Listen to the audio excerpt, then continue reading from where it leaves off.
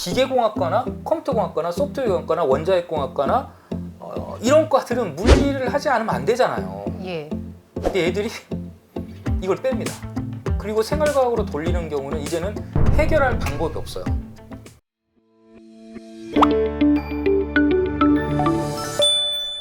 선생님, 저희는 초등학교, 중학교 학부모님들도 학생들도 굉장히 많이 보기 때문에 고등학교 교과 과정은 어떤 점에서 중학교랑 다른지 이 부분에서 좀 중점적으로 말씀을 나눠보도록 하겠습니다. 특히 2015 개정교육과정이 들어오면서 지금 선택 과목에 대해서 범위가 굉장히 많이 넓어졌잖아요. 이 부분에 대한 설명 좀 부탁드릴게요. 사실은 고1, 2 학부모님들이 가장 궁금한 거는 학생부가 아니에요. 교육과정 때문에 고1 학부모, 고2 학부모들이 제일 힘들어해요. 자, 이걸 좀 설명을 하겠습니다. 예. 성취평가라는 건데요. 중학교 때는 5단계입니다. A, B, C, D 5단계입니다.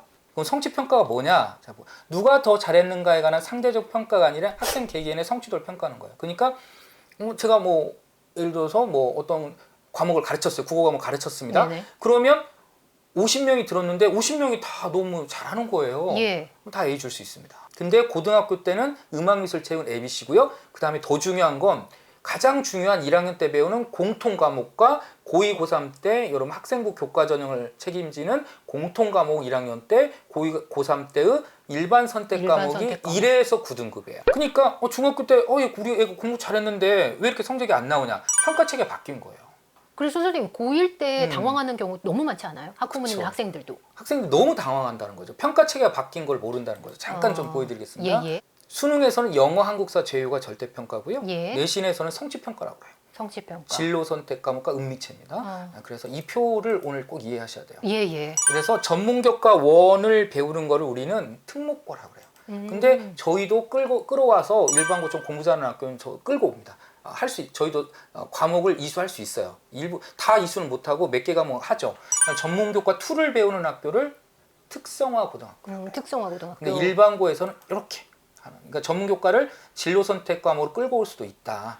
근데 저희는 이 파란색 박스. 그러니까 1학년 때 이 과목을 배우는데 제가 노란색 박스가 실수로 내려가지 않은 게 아니라 과학탐구 실험이라는 과목은 등급 매기가 어렵다 이런 거예요. 실험 위주라. 그래서 A, B, C가 나갑니다. 과학탐구 실험이요? 네. 저는 여기까지 공통 과목 여기까지인 줄 알았어요. 제가 실수한 게 아니라 실험 과학탐구 빠지는구나. 실험은 A, B, C입니다. 네네. 그 다음에 고1 때 가장 학부모님들이 고민하는 게 뭐냐면 내가 무슨 과목을 선택해야 되지? 일반 선택인지 진로 선택인지 헷갈리는 거죠. 이게 이제 가장 현타가 오는 겁니다. 이때. 그러니까 1학년 때, 1학년 때 배우는 공통 과목, 2, 3학년 때 배우는 일반 선택의 그 등급제 과목이 쉽게 말하면 내신 성적이라고 하는 거예요. 쉽게 말하면 어떻게 굉장히 좁게 보면. 왜냐하면 진로 선택 과목은 이게 역피라미드로 줘요, 선생님들이. 그러니까 A를 많이 주는 거예요. A를 많이 주고, 네. 일단 잘 보게 해야 되니까요. 그쵸. 선생님, 그래서 지금 가장 고민하는 부분이 이 부분일 것 같아요. 진로 네네. 선택 과목 같은 경우에는 이렇게 성취평가제로 나오기 때문에 대학에서도 그렇게 크게 생각을 하지 않을 거라서 진로 선택 과목 버려야 되냐 말아야 되냐. 그리고 생각한다면 뭘 선택해야 되냐. 이 부분이 초점일 것 같거든요. 이에 대해서 좀 의견 좀 주시면요. 학생부 종합전형에서는 진로 선택 과목도 꼼꼼히 봅니다.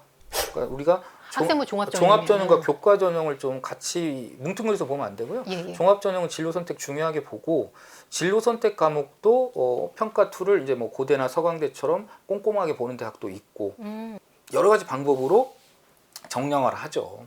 그래서 당연히 그러니까 A 맞으면 전혀 손해가 없죠. 진로 선택가 A면 손해가 없는데 B 맞으면 당연히 손해죠. A는 상관이 없겠지만 B 같은 경우는 감점인 걸로 생각을 해야 되면 본인은 A 받을 과목으로 진로 선택 과목을 정해야 되나요? 어떻게 보면 오늘 핵심이죠. 핵심 주제인데요. 예. 2020년부터 블라인드 평가가 됐어요. 그런데 교육과정 편제표는 간단 말이에요. 교육과정 편제표 가고 그 뒤에 이제 이 학생이 그 편제표 안에서 뭘 선택했는지가 보여요. 이제는 과목 선택의 시대가 된 거예요. 예를 들어서 경영학과나 경제학과를 가면 경제라는 일반 선택 과목이 있고요. 경제수학 화면에 보시는 진로 선택 과목이 있는데 이런 것들 같이 하면 좋죠. 만약에 점수 잘 받기 위해서 다른 과목 하는 것보다 훨씬 유리하다. 그죠. 그러니까 예를 들어서 의예과를 가는데 지구과학이 쑥 들어오면 생뚱맞는 거죠. 이런 과목도 있어요. 저희 학교에 개설이 돼 있는데 저도 저희 학교에 개설되면서 공부를 해서 알게 됐는데 발명, 특허, 지식재산 이런 거 그러니까 정보 보안 이런 쪽에 관심 있는 애들, 지식재산에 관심 있는 애들은 좋은 과목이더라고 이게. 그런 애들한테 권해줄 수가 있는 거죠. 네. 그러면 고민을 해야 돼요. 진로 선택 과목은 우선 표준 편차가 안 나와요. 표준 편차가 뭐냐면 평균에서 멀어진 정도예요. 그러니까 표준 편차가 10 이하면 이건 공부 잘하는 학교입니다. 그래서 이런 건 교육적 의미가 없다. 그래서 표준 편차 빼고 석차 등급 빼고 이게 ABC가 나가는 걸 우리는 진로 선택 과목이라고 하는 거예요. 오늘 이 유튜브에서 꼭 기억해야 될 거는 이게 일반 선택 과목인지 진로 선택 과목인지를 보시면 돼요. 캡처해서. 이게 진로 선택 과목이에요. 예. 학부모님들은 모르실 경우도 모르죠. 많으실 것 예. 같은데. 실용국어 이제 특성화고등학교에서 주로 배우는 쉬운 국어예요. 예. 심화국어 요즘 인기죠. 그다음에 고전익기 이런 과목들이 ABC가 나간다는 거예요. 예.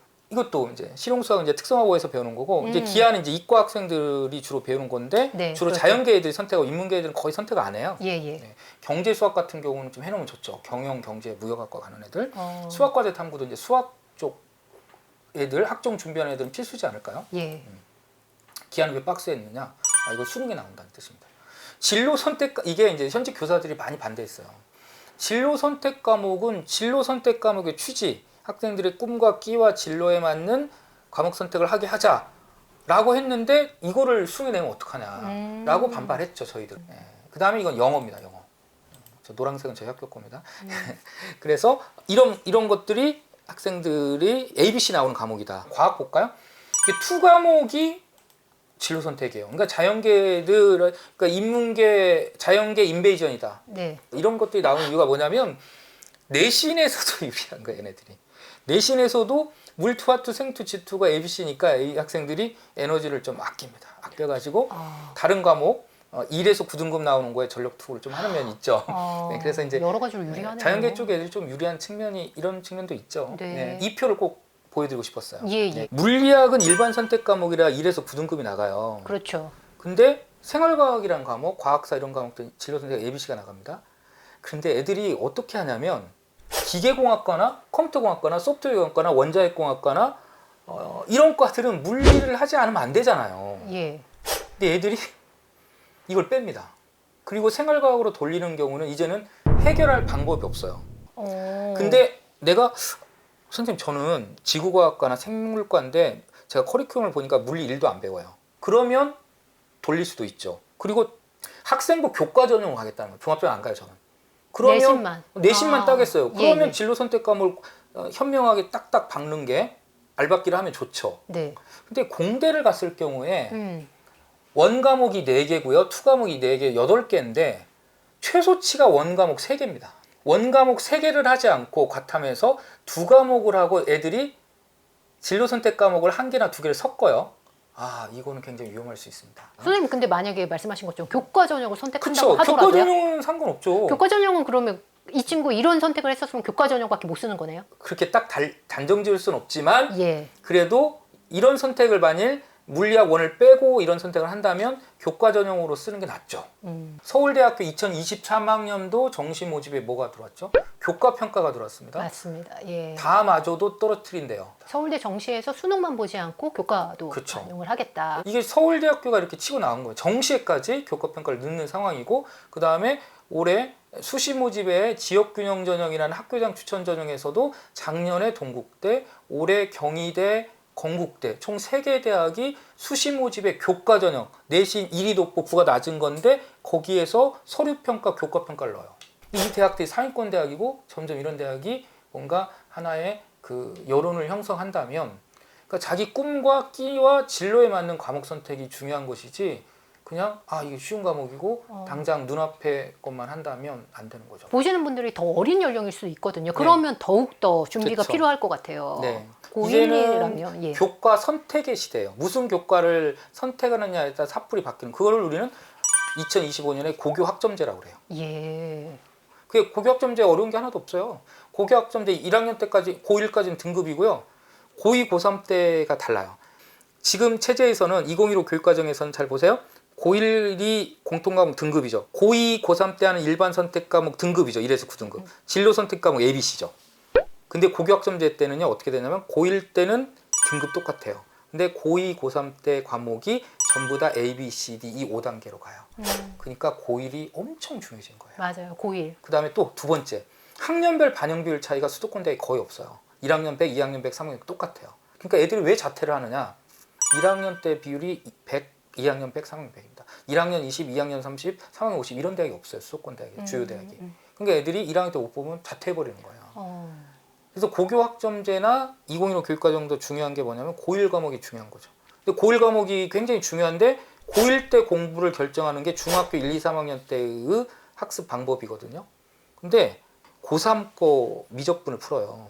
그 기본 예제만. 근데 이게 별로 도움이 안 됩니다. 그러니까 고1 성적을 올리려면 깊게 파야 돼요. 이렇게 넓고 얇게 이렇게 아주 이렇게 조금씩 기본 예제만 푸는 것보다는 깊게 들어가는 게 훨씬 좋습니다. 그래서 중학교 1, 2, 3학년 학습 방법도 이 대입제도와 함께 좀 변동이 있을 필요가 있어요. 고교 학점제 막연하게 지금 걱정이 큰 분들한테 오늘 마지막 메시지 좀 부탁드리겠습니다. 고교 학점제가 이제 될지 안 될지는 저도 잘 모르겠어요. 기존의 정부는 그렇게 하자는 축이고 2025년에 근데 지금 새로운 정부는 어떻게 할지 몰라서 장담은 못 하겠는데 저는 아까도 말씀드렸지만 다이아몬드를 이렇게 파고 들어가면 여기에 있어요. 다이아몬드가. 그럼 깊게 파야 되잖아. 근데 넓게 파면 다이아몬드는 여기 있거든요. 그렇죠. 못 파요. 그래서 좀 수능을 준비하든 내신을 준비하든 좀 깊게 팠으면 좋겠고 이게 A, B, C, D 5단계로 가기 때문에 자칫 착각을 해요. 중학교 때 우리 애가 다 영어가 A예요. 그럼 5단계에서 A입니다. 솔직히 까놓고 말해서. 공부 잘하는구나. 이렇게 이렇게 생각하는데 생각하시죠? 고등학교에서 부등급입니다. 아, 이게 차이가 크거든요.